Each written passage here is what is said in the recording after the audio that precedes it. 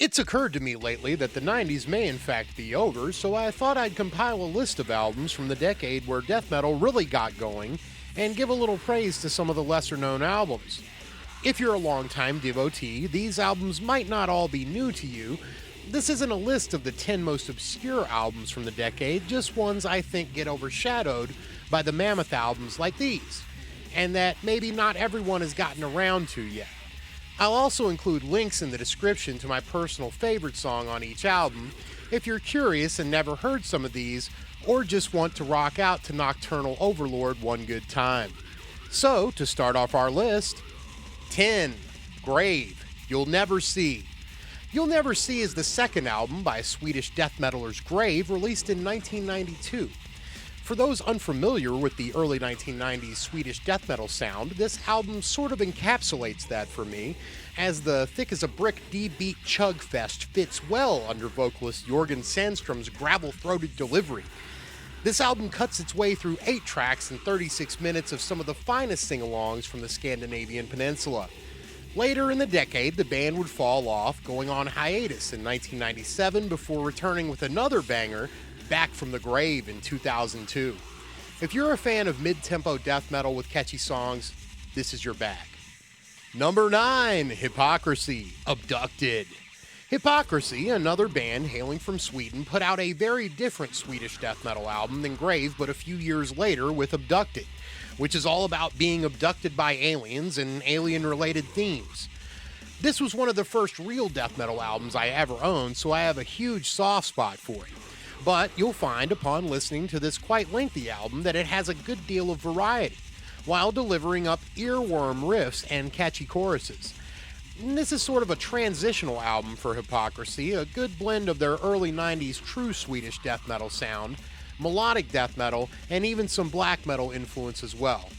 If you like blood incantations thematics but you'd wish they'd chill more, this album is for you. Number 8, Broken Hope, Loathing. Broken Hope is a legendary and very influential band that hails from Chicago, Illinois.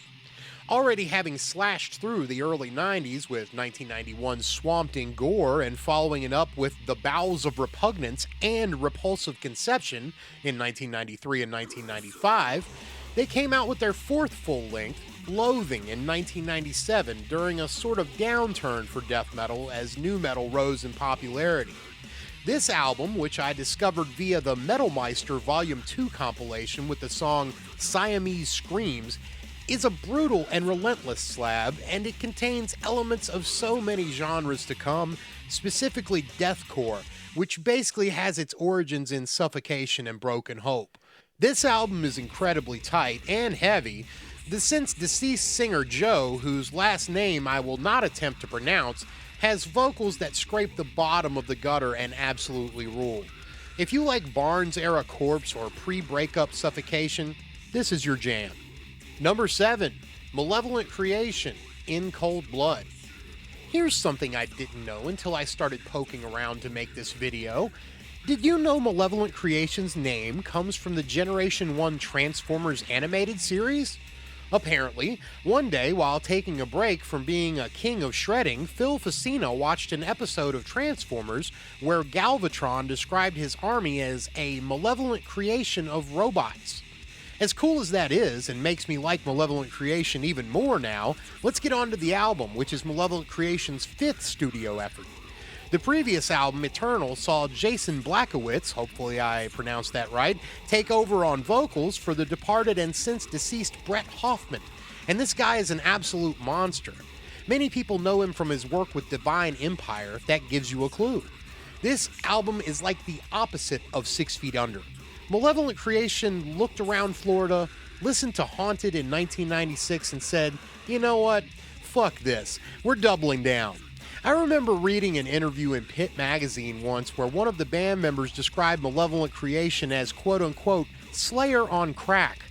You might not know if you like that description, but just take it from me. You do. Number 6, Internal Bleeding, Driven to Conquer. Internal Bleeding is an early purveyor of slam death metal, their sound never really changing from their demo era through their first 2 albums, with legendary vocalist Frank Rini. However, on this third effort, Driven to Conquer, the musicianship got turned up to 11, the production advanced light years in just 2 human death metal years from 1997 to 1999, and they also had a new singer, the briefly tenured Ray LeBron, who sung for another local to New York band, Immortal Suffering. Ray appears on this album but left the band in 2001. He eventually came back as the Immortal Suffering singer in the 2010s. His voice is much different than that of Frank Rini, Rini's death burp sounding much less fierce than Ray's full-throated delivery.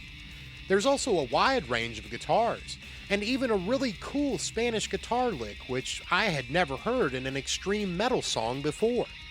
This album is relentlessly brutal, but will also ping-pong your head around like a fish with no water when the slams hit. If you're a fan of slamming death metal or even deathcore and are trying to navigate your way back through death metal to the origin point, start here. Number 5, Kataklysm, Temple of Knowledge. Back in the day, I used to love to find the most extreme bands and come back to show them to my friends at high school. When I found this, Kataklysm Temple of Knowledge album, I thought I had found the main vein of insane, possibly in a membrane of death metal. This was the band's second full length, and the only word I can think of to describe this band with their vocalist at the time, Sylvian Hood, was frantic. And not frantic like TikTok, frantic like get murdered in the pit by a bear. The vocal performance is absolutely savage, and I think even more signature to the band than their fellow Canadians Cryptopsy have in Lord Worm. I do like Kataklysm's later work, especially The Prophecy and Shadows and Dust, but Sylvian Hood era is unmatched for me. You're going to have to tune your ears in to hear the guitars, which are a bit low in the mix for me, but the serial-killing bear that is the vocalist is worth the price of admission. Listen to the second song, Beckoning of the Zool, first. Number 4, Gorguts, Obscura. Staying in Canada, Gorguts was on their third full-length album when they put out Obscura, after their first 2 albums, considered dead and the erosion of sanity, were firmly cemented as legendary in the scene. On this third album, however, Gorguts wasn't really content to just rest on their death metal laurels. This album is the first foray into technical death metal for me as a youngster. I remember picking this up at Plan 9 Records in Richmond, Virginia at the time, and at the same time I bought Enthroned Darkness Triumphant by Dimmu Borgir. And I remember just being 16 and I do not understand this album. It has a dissonant and ugly feel, all the riffs mashing into one another at odd times, frenetically being paced by their drummer Patrick Robert, or maybe Robert because of the Frenchness, who really drives home the strange and unique time signatures which makes it hard to bob your head to. The vocalist Luc Lemay, who is the main songwriter also, has hoarse and desperate throaty vocals, and adds to the overall mystique of the record. The album is mixed particularly well and holds up as an album from the 90s that still sounds crisp to this day. If you're a fan of later death or having your brain twisted and beaten with a razor whip, this album is for you. Number 3, Cancer, To the Gory End. Seemingly with the rise in popularity in OSDM, or old school death metal, Cancer should be a no-brainer, literally. I mean, look at the picture on the album here. This is pure old school death metal, the kind that's easy to growl along to and bob your head. The growling is provided by the frontman and guitarist John Walker, who has been the band's only consistent member over the years, and it bears resemblance to their English counterparts in Carcass, as well as Obituary. In fact, Cancer sort of sounds like if Swan Song era Carcass and Incomplete era Obituary did sex, and then had a baby. The baby would be Cancer, and To the Gory End would be his high school art project. Speaking of art, the artwork is based on a scene in 1978's Dawn of the Dead, which is very metal. If you like death metal, and you don't like to have to solve for X to headbang to it, this album will be your huckleberry. Number 2, Sinister, Hate. I fucking love Sinister. They rule and are one of the most underrated death metal bands of all time.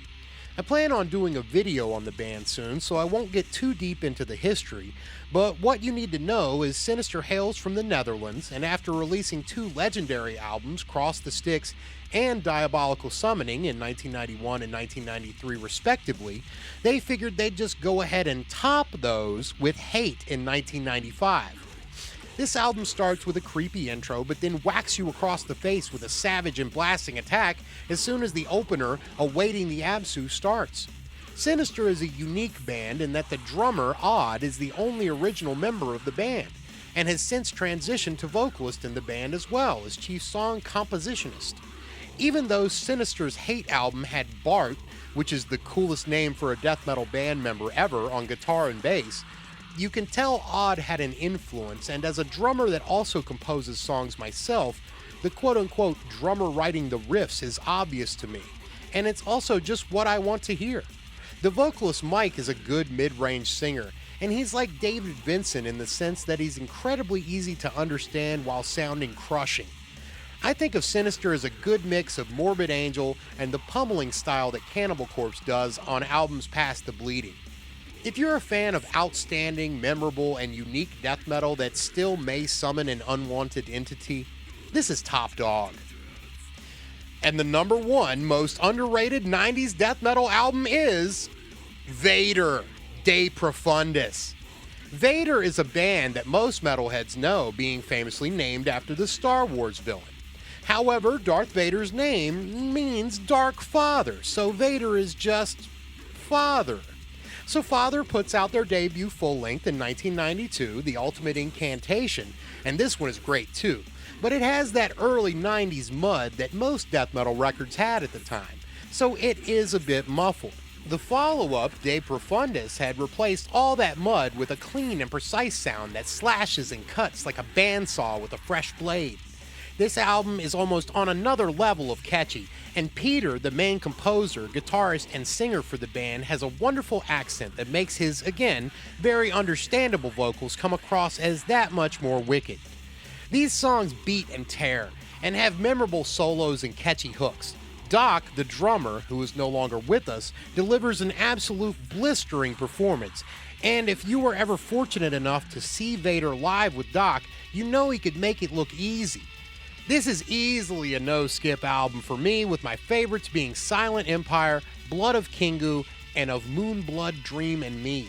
If you like Slayer, but wish they had a jet engine for a drummer, check this album out. Hey, that's going to wrap it up for my list. I hope I've successfully offended most of you with these picks. Feel free to tell me how wrong I am in the comments below. As always, thanks for watching, and subscribe for more Metal Tales.